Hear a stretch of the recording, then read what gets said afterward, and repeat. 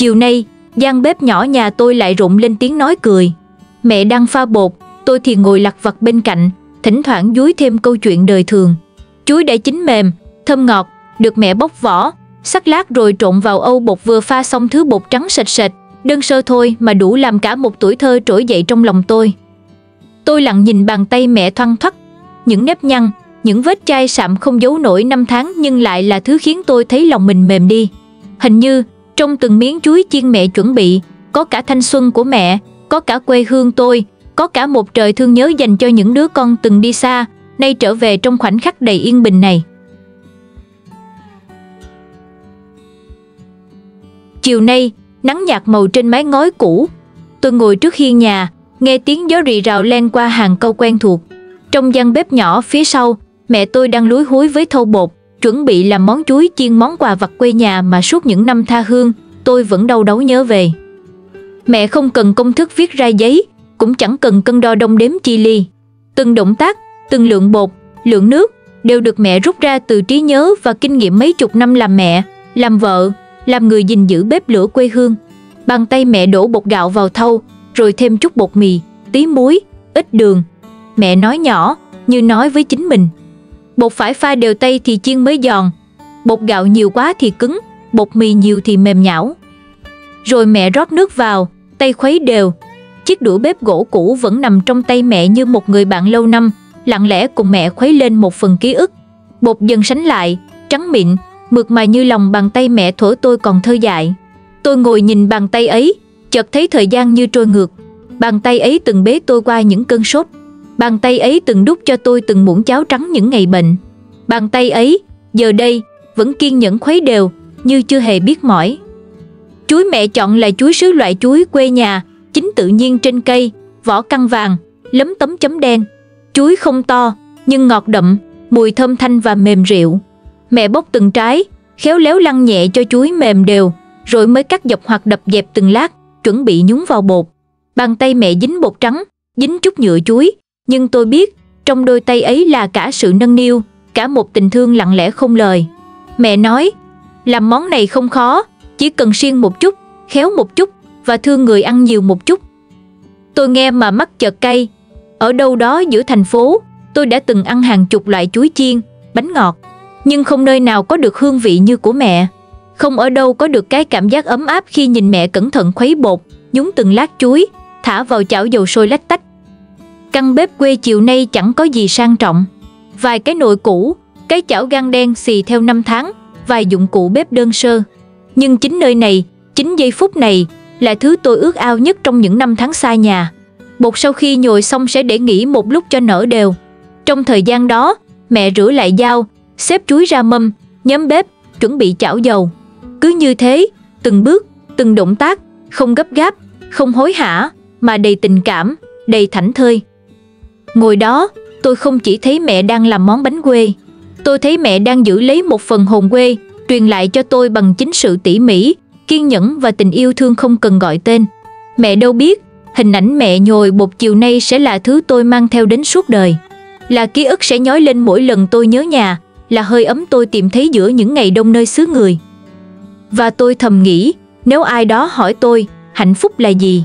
Thì có lẽ, tôi sẽ trả lời, hạnh phúc là được ngồi bên mẹ, một chiều quê yên ả, nhìn mẹ nhồi bột làm chuối chiên.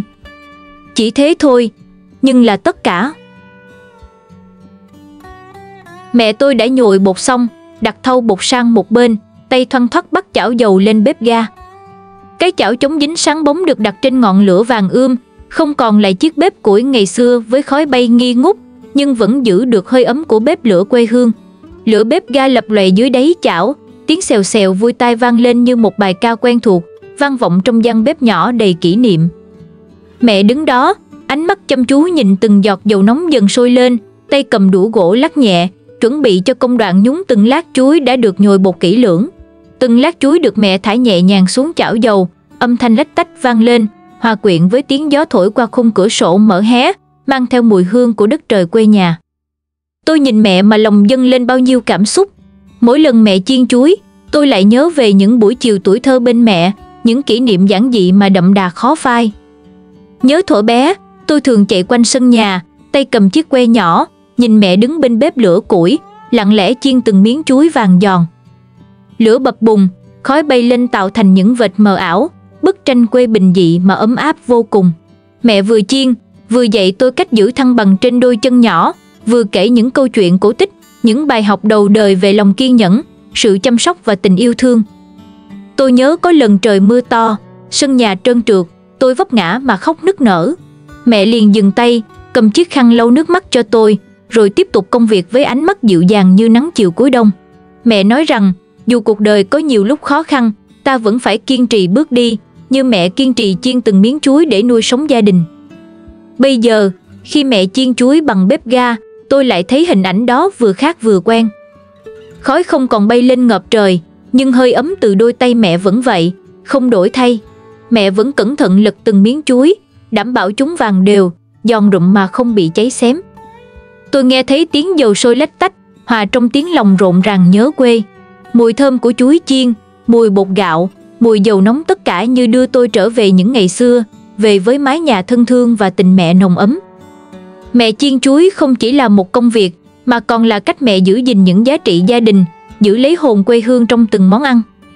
Dù tôi đã rời xa quê hương bao lâu, mỗi lần ăn chuối chiên mẹ làm, tôi như được sưởi ấm từ trong tim, cảm nhận rõ ràng sự gắn bó không thể tách rời với đất mẹ. Mẹ cẩn thận vớt từng miếng chuối ra đĩa, đặt lên chiếc mâm hoa cũ kỹ mà tôi đã thấy từ bé. Mỗi chiếc bánh vàng ươm, giòn rụm như kể lại câu chuyện tuổi thơ, như khắc ghi những ngày tháng khó khăn mà ấm áp.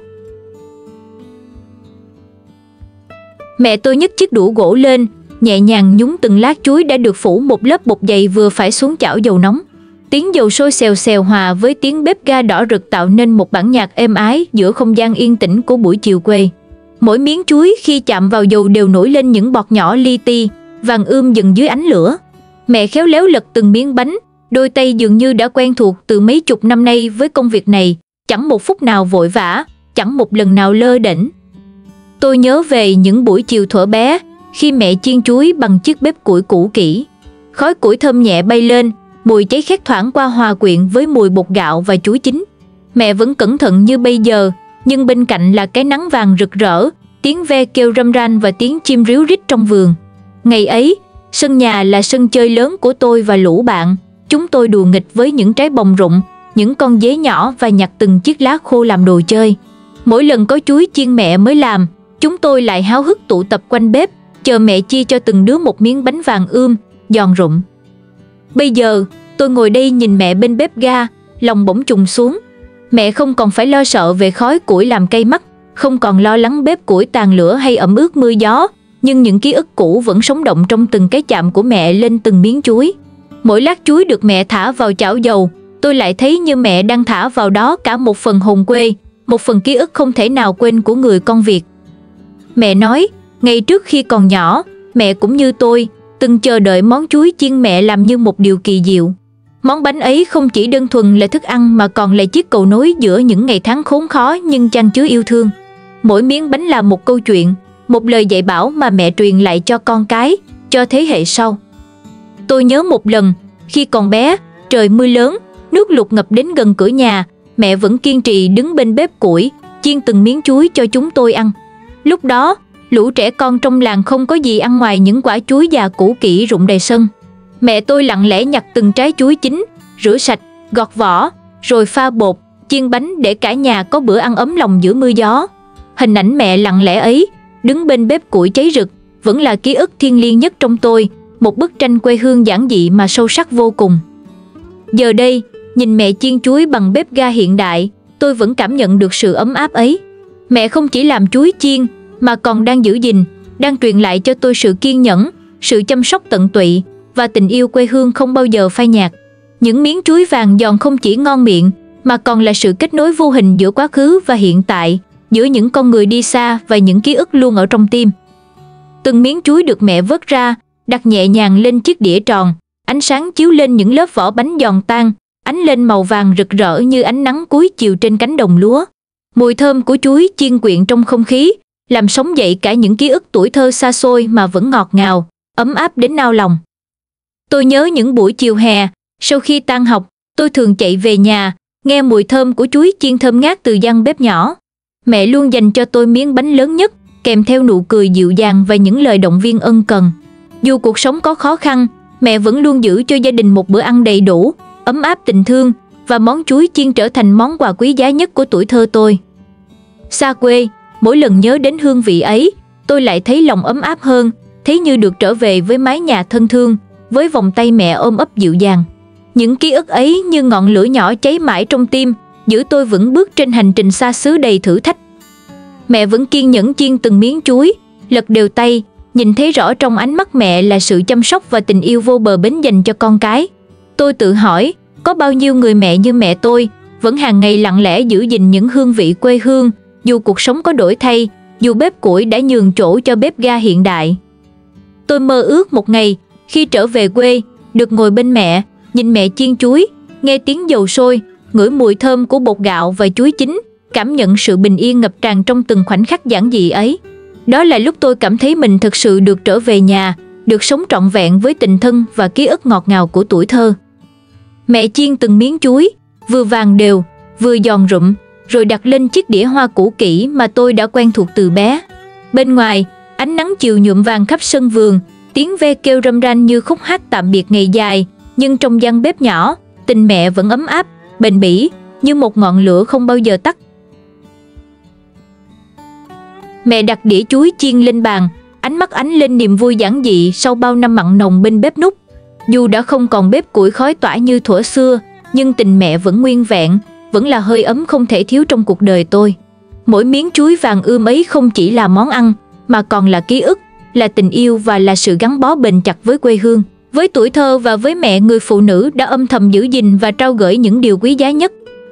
Xa quê lâu ngày, những khoảnh khắc giản đơn như thế này khiến tôi thêm trân trọng và nhớ mãi. Món chuối chiên mẹ làm không chỉ ngọt ngào vị bánh, mà còn ngọt ngào cả tình thương và ký ức không bao giờ phai nhạt trong tim tôi.